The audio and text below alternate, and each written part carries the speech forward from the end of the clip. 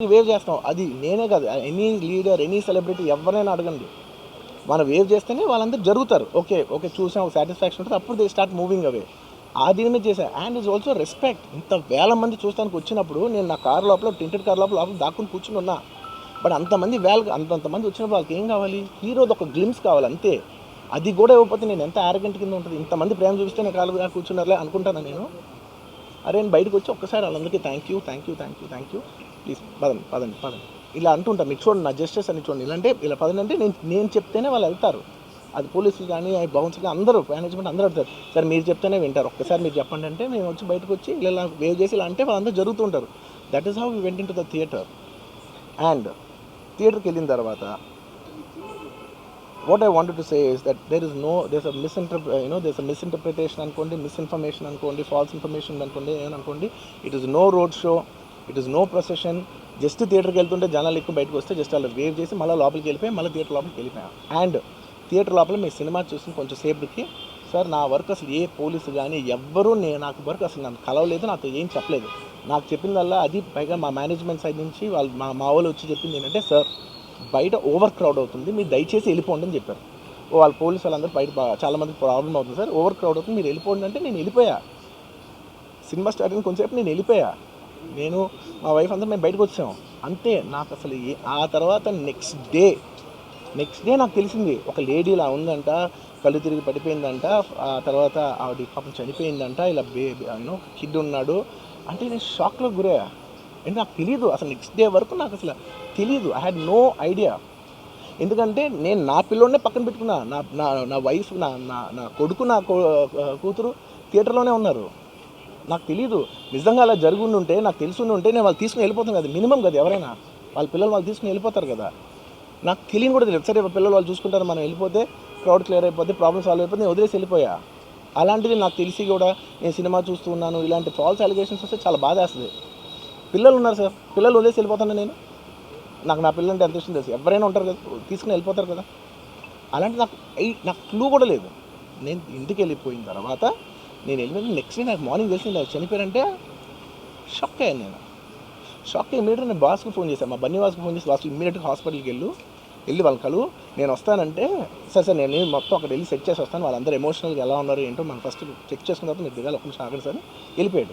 వెళ్ళిపోయిన తర్వాత వాసు నేను వస్తానంటే, సార్ మీరు రావద్దు ప్లీజ్, దయచేసి మీరు హాస్పిటల్ రావద్దు, ఇక్కడికి గందరగోళం అయిపోద్ది, నేను నైట్ మీరు థియేటర్కి వెళ్ళారు, ఇష్యూ అయింది, చాలా ప్రాబ్లం అయింది, ఇప్పుడు మీరు హాస్పిటల్కి వచ్చి మళ్ళీ ప్రాబ్లం అయితే మాత్రం సార్ చాలా ప్రాబ్లం అవుతుంది సార్, నేనే వాళ్ళని కొంచెం వాళ్ళ రిచువల్స్ అన్నీ అయిపోయిన తర్వాత మీ దగ్గర తీసుకొస్తానని చెప్పాడు.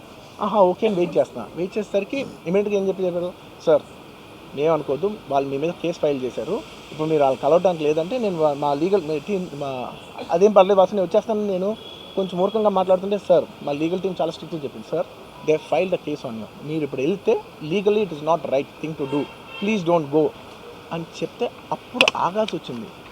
సార్ నాకు ఒక్కటే విషయం చెప్తా సార్, ఎవరో వైజాగ్లో చనిపోతేనో, లేకపోతే చనిపోతున్నారంటేనో, లేదంటే విజయవాడలో చనిపోతున్నారంటే ఒక పెద్ద ఆవిడంటేనో, లేదంటే చిరంజీవి గారి ఫ్యాన్స్ మన నూర్బాయ్ లాంటి వాళ్ళు, లేదంటే కళ్యాణ్ గారి ఫ్యాన్స్ మన ఎవరో అంటేనే వాళ్ళందరికీ నేను వెళ్ళి పర్సనల్ సార్ ఇక్కడి నుంచి విజయవాడ వెళ్ళాను సార్ ఎవరినో కలవటానికి, ఒక లేడీని, ఒక వైజాగ్ వెళ్ళాను ఇక్కడి నుంచి ఎక్కడో ఉప్పలు ఉంటే ఎక్కడో దాటి ఉంటే అక్కడికో వెళ్ళాను. అలాంటిది నా ఓన్ ఫ్యాన్స్, నా ఫ్యాన్స్ అంటే ఎంత ఇష్టం మీ అందరికీ తెలుసు.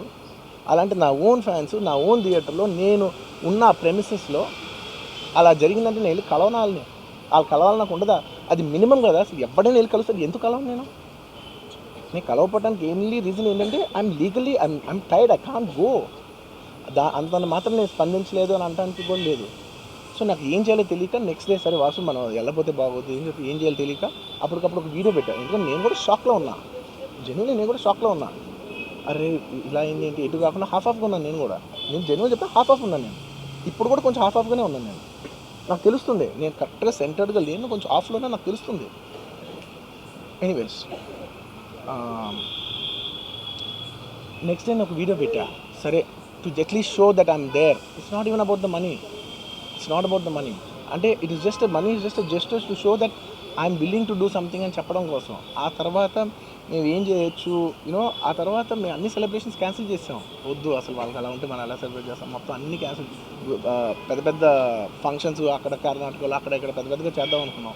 వద్దులే ఇంకా దీని తర్వాత అన్నీ షట్ చేసాను అని చెప్పేసి ఇంకా నా ప్రయత్నంలో నేనేం చేశానంటే డాడీ మీరు వెళ్ళి కలవంటే ఆయన కూడా కలవకూడదు అన్నారు. ఓకే, ఒక స్పెషల్ పర్మిషన్ పెట్టి నువ్వు వెళ్ళు, కొన్ని మా ఫాదర్ ఇన్ లా పంపించండి, లేదంటే సుకుమార్ గారు పంపించండి, లేకపోతే వాళ్ళ వైఫ్ని పంపించండి, లేకపోతే ప్రొడ్యూసర్స్ పంపించండి, బన్నీవాసం పంపించండి, ఇలా ఎప్పటికప్పుడు అప్డేట్ తెచ్చుకుంటాను to know what is happening with the kid. అంతే తప్ప నేను అసలు ఏం కేర్ చేయట్లేదు. ఇలా కొన్ని ఫాల్స్ ఎలిగేషన్స్, క్యారెక్టర్ అసాసినేషన్ మాటలు వచ్చినప్పుడు మాత్రం చాలా బాధ వేస్తుంది. నేను ఎన్నైనా తీసుకోగలను, నన్ను నమ్మండి, మీ అందరూ తెలుసు ఐఎమ్ స్ట్రాంగ్ పర్సన్, నేను చాలా ఫేస్ చేస్తాను, నేను తీసుకోగలను, నేను తట్టుకోగలను. కానీ ఇలాంటి అన్నప్పుడు మాత్రం ఇంత లో పాయింట్లో ఇట్స్ జెన్యున్లీ లో పాయింట్, నాకు జెన్యున్లీ ఇట్స్ అ లో పాయింట్.